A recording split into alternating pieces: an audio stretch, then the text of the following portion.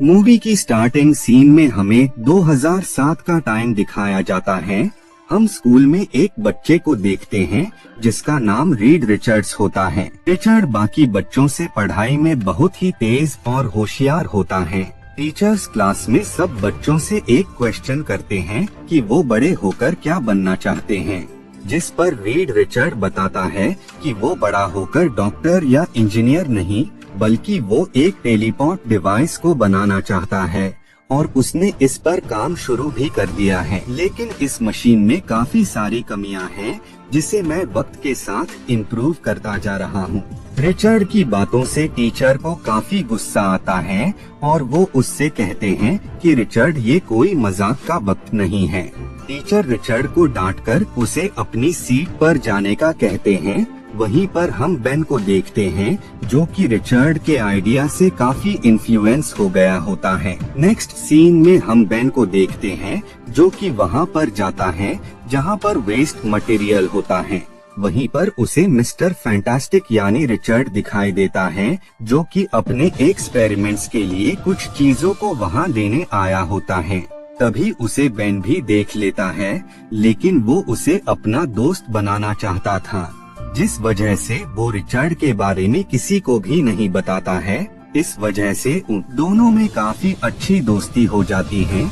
बाद में वो दोनों रिचर्ड की लैब में आ जाते हैं और वो वापस से टेलीपोर्ट मशीन पर दोबारा से काम करना स्टार्ट कर देते हैं। इसके बाद ये सीन यहीं पर कट जाता है और अब हमें 7 साल बाद का टाइम दिखाया जाता है। रिचर्ड और बेन अब बड़े हो गए होते हैं और टाइम के साथ उन दोनों की फ्रेंडशिप भी गहरी होती जा रही थी। बेन और रिचर्ड दोनों साइंस प्रोजेक्ट के लिए उसी मशीन को वहां पर ले आते हैं जिस पर वो काफी टाइम से काम कर रहे होते हैं। रिचर्ड अपने टीचर्स के सामने एक प्लेन को उस डिवाइस के ऊपर रखता है और बाद में वो उस डिवाइस को ऑन कर देता है, जिस वजह से वो टॉय वहां से टेलीपोर्ट हो जाता है और ये देखकर बाकी लोग काफी शॉक हो जाते हैं। लेकिन उनके जो टीचर्स होते हैं उन्हें लगता है कि रिचर्ड ने उनके साथ कोई ट्रिक किया है, ये कोई साइंस प्रोजेक्ट नहीं है, जिस वजह से वो रिचर्ड से काफी नाराज हो जाते हैं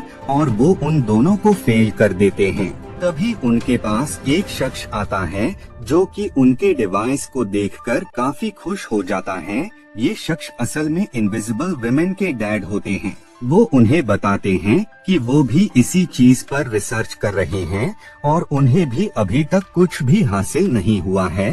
तो अगर तुम इस चीज में इंटरेस्टेड हो तो क्यों ना हम सब एक साथ मिलकर काम करें। इससे हम अपनी इंफॉर्मेशन, अपनी रिसर्च को एक दूसरे को शेयर कर पाएंगे और साथ काम करने से हो सकता है कि हमें टेलीपोर्ट डिवाइस से उस दूसरे डायमेंशन के बारे में भी कुछ पता चल जाए, क्योंकि टेलीपोर्ट होने के बाद वो सब चीजें एक दूसरे डायमेंशन में चली जाती हैं। नेक्स्ट डे रीड, रिचर्ड्स और बेन उस प्लेस पर आ जाते हैं जहां पर उस डिवाइस के बारे में रिसर्च चल रही होती है। लेकिन सुजैन के डैड चाहते थे कि रिचर्ड और बेन के साथ एक और शख्स को इस रिसर्च के साथ जोड़ा जाए और वो शख्स कोई और नहीं बल्कि विक्टर यानी डॉक्टर डूम होते हैं। सुजैन के डैड वापस से उसे इसलिए बुलाना चाहते थे क्योंकि विक्टर के पास टेलीपोर्टेशन के टॉपिक के बारे में बाकियों से ज्यादा नॉलेज था और साथ ही वो उस डिवाइस को भी बनाने में उनकी हेल्प कर सकता है, जिस वजह से इनविजिबल वुमेन के डैड विक्टर को वापस से बुला लेते हैं। जिसके बाद रिचर्ड, बेन, विक्टर और सुजैन सब एक साथ मिलकर उस मशीन पर काम करना स्टार्ट कर देते हैं। वो सब काफी हार्ड वर्क करके और काफी टाइम लगाकर फाइनली उस डिवाइस को बना लेते हैं।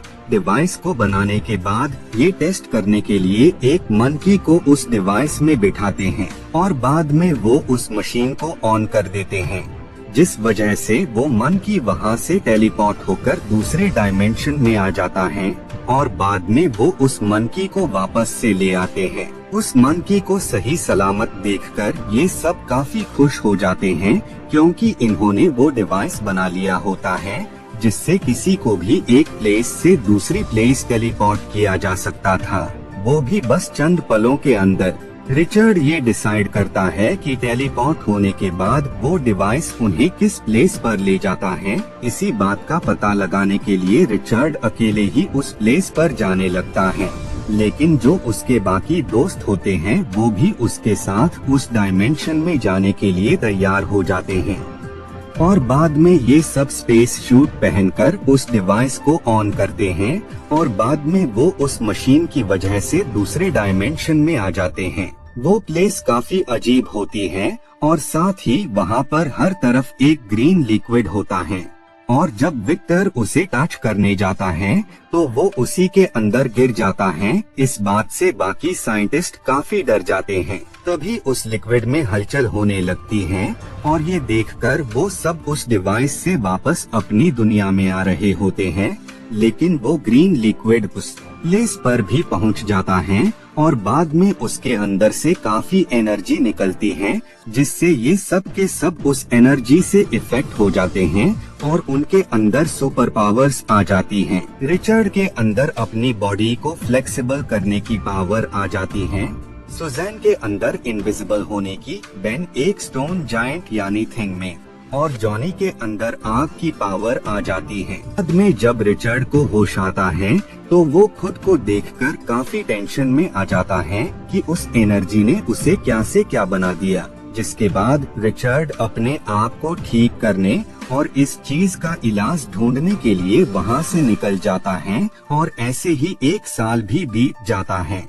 हम उन्हीं लोगों को देखते हैं जो कि बाकी लोगों को बता रहे होते हैं कि हमारी मिलिट्री के पास कुछ सुपर ह्यूमंस हैं। ये सब के सब एक इंसान से कहीं ज्यादा ताकतवर और काफी होशियार हैं। इन लोगों के सामने कोई भी टिक नहीं सकता है। लेकिन अब हमें और भी ऐसे पावरफुल लोगों की जरूरत है, जिस वजह से हम लोगों ने ये डिसाइड किया है कि हम सब दोबारा से टेलीपोर्ट होकर उस प्लेस पर जाएंगे और उस प्लैनेट की एनर्जी का यूज कर हम और भी सुपर ह्यूमंस बनाएंगे, जिससे हमारी आर्मी और भी ज्यादा पावरफुल हो जाएगी। लेकिन प्रॉब्लम ये होती है कि उस डिवाइस को बनाने के लिए इन्हें अपने पुराने साथी रिचर्ड की हेल्प चाहिए होगी, क्योंकि उसके बिना ये बिल्कुल भी उस मशीन को नहीं बना सकते थे। जिस वजह से वो रिचर्ड की सर्च करना स्टार्ट कर देते हैं और वो फाइनली उसकी लोकेशन का पता लगा लेते हैं। जिसके बाद बाकी सुपर ह्यूमंस उसके पास आते हैं और वो उसे लेकर उसी प्लेस पर ले आते हैं जहां पर बाकी लोग होते हैं। जिसके बाद मिस्टर फैंटास्टिक उस डिवाइस को बनाने के लिए रेडी हो जाते हैं और ये सब वापस से उस डिवाइस पर काम करते हैं और उसे सही कर देते हैं। बाद में ये सब उन शूट्स के साथ वापस से उस प्लेस पर आ जाते हैं, लेकिन तभी उनके सामने एक शख्स आ जाता है और ये कोई और नहीं बल्कि विक्टर होता है, जिसे ये लेकर अपनी दुनिया में आ जाते हैं। लेकिन जल्द ही विक्टर जाग जाता है और वो उन लोगों पर अटैक कर उन्हें मार देता है। विक्टर अर्थ को तबाह कर एक नए सिरे से दुनिया को शुरू करना चाहता था, जिस वजह से वो उस प्लैनेट की एनर्जी का यूज कर अर्थ को डिस्ट्रॉय कर रहा होता है। तभी वहाँ पर फैंटास्टिक 4 की टीम आ जाती है। उन लोगों को देखकर विक्टर यानी डॉक्टर डूम उन पर अटैक कर देता है, जिस वजह से उन लोगों में फाइट स्टार्ट हो जाती है। वो दोनों ही लोग ही एक दूसरे पर काफी अटैक्स कर रहे होते हैं, लेकिन डॉक्टर डूम उन लोगों से ज्यादा पावरफुल होता है, जिस वजह से काफी अटैक्स करने के बाद भी वो लोग यहाँ पर हारते हुए नजर आ रहे होते हैं। बाद में थिंग विक्टर को एक जोरदार पंच मारता है, जिससे वो उस पोर्टल के मिडल में आ जाता है और फाइनली वो मर जाता है। बाद में जॉनी उस पोर्टल को बंद कर देता है ताकि अर्थ को कोई नुकसान न पहुँचे। इधर मिलिट्री के लोग फैंटास्टिक 4 टीम के काम से काफी खुश होते हैं, जिस वजह से वो उन्हें एक पूरा का पूरा बेस ही दे देते हैं ताकि वहाँ वो अपने एक्सपेरिमेंट को अंजाम दे पाएं और साथ ही वो अपनी पावर्स के बारे में भी ज्यादा से ज्यादा जान पाएं। और इसी के साथ ये मूवी यहीं पर एंड